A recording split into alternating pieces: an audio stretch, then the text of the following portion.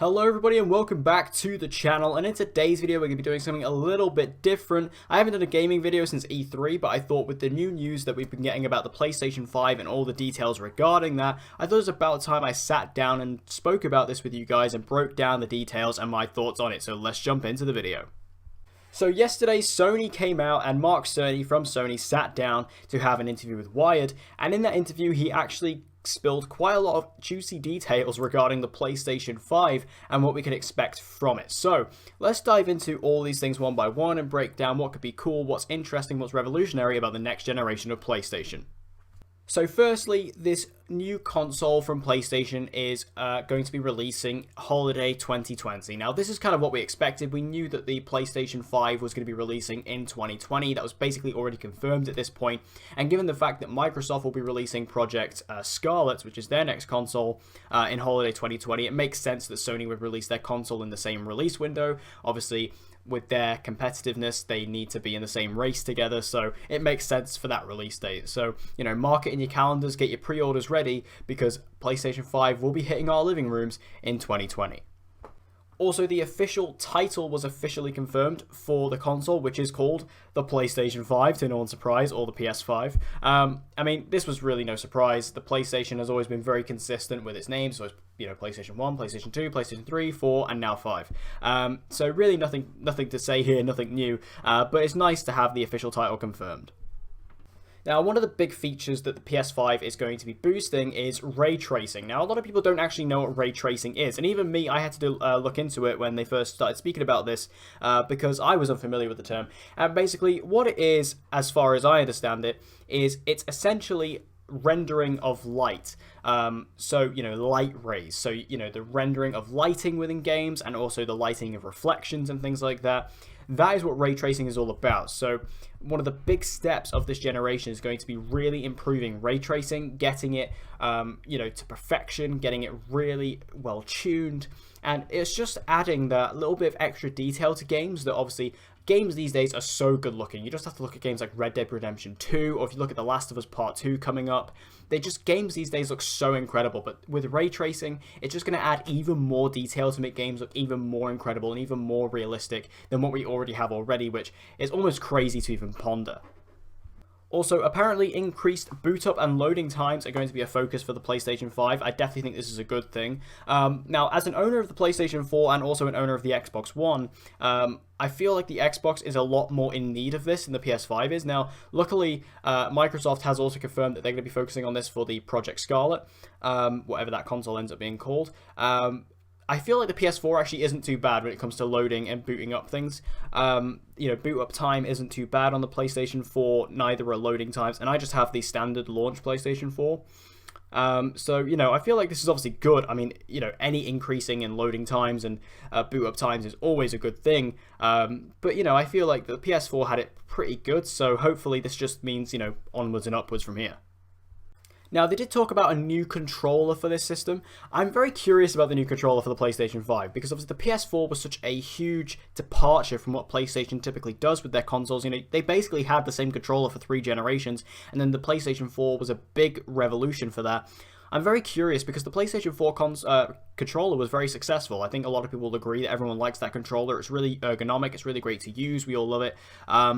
Now, they did speak about a couple new things for this new controller, though, one of which is adaptive triggers. Now, I'm not actually sure what this means. They didn't really go into too much detail.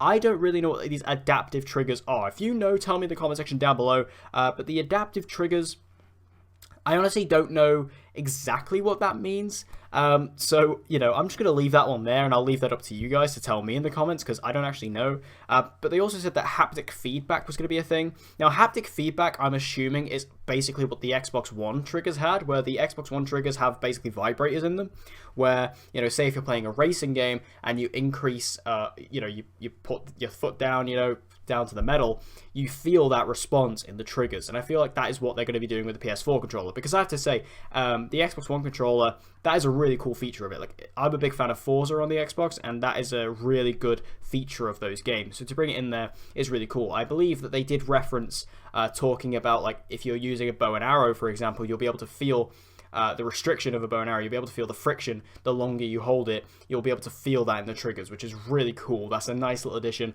I wonder if they'll bring that in The Last of Us Part 2. I know that's obviously a PS4 game, but I imagine just like the first one, it will come to PS5 and you might feel that. So that's really cool. I'm definitely liking what I'm hearing with the controller. I'm just waiting to see the actual design of it. Now, this next piece of information is very cool. They said that game mode individual downloads will be a thing. Now, what this is saying is that if you buy a brand new game that has both single player and multiplayer, you'll be able to download them individually, which is really cool. So, you know, if you're buying, for example, Call of Duty, the new Call of Duty game, you'll be able to download the single player and the multiplayer individually from one another.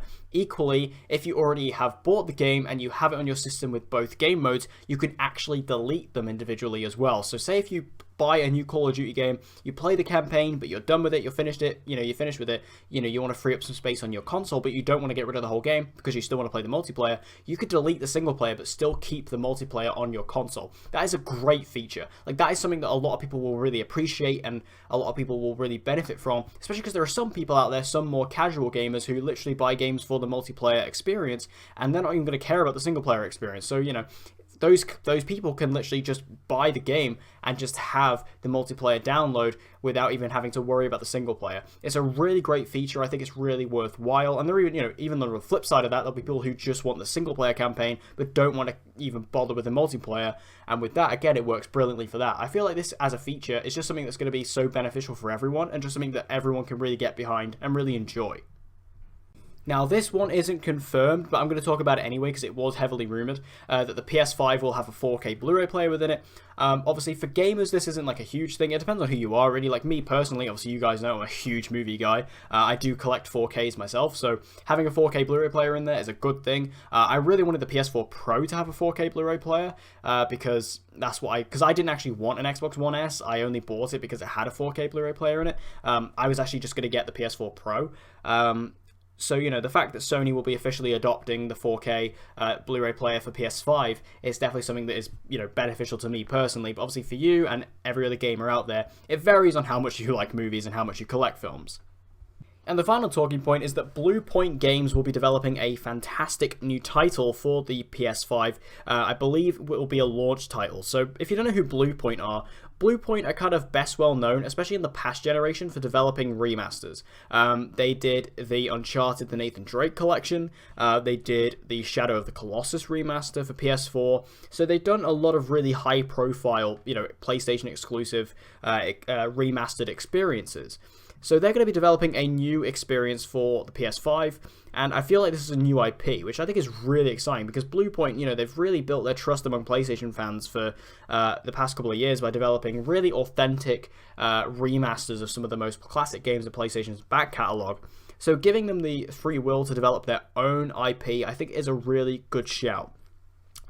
Fans love them, we trust them, and I feel like, with them constantly remastering stuff, I bet they're just absolutely gagging to actually make their own new IP, and I feel like giving them the chance to do that with PS5 is really cool, and sticking it as a launch title, it opens up so many more people to play it because we'll all be, we're going to want games to play on launch, and if they're going to be, if Bluepoint's game is going to be there, ready for everybody, everyone's just going to jump towards it. So I think this is a really awesome, like I say, I really trust Bluepoint. I really like what they've done in the past few years. Like Uncharted, the Nathan Drake collection is brilliant. Uncharted are my favorite games of all time. So to bring them from the PS3 to PS4, I was very, very pleased with the port. I thought it was brilliant. And Shadow of the Colossus, I've only heard amazing things. So I'm really excited about what Bluepoint does. It's just, a waiting game now to see actually what this game will turn out to be. But that was everything we found out about the PlayStation 5 from Mark Cerny in that Wired article. What are you most looking forward to about the PlayStation 5? Let me know all your thoughts in the comment section down below. And do you have any other wild speculations about what the PS5 might be, or just the next generation of video games, consoles in general? Make sure you let me know all your thoughts in the comment section down below. And if you want to see more movie reviews, movie-related videos, or potentially gaming-related videos just like this one, be sure to subscribe and hit the notification bell so you don't miss an upload from me. And I hope to see you guys again next time.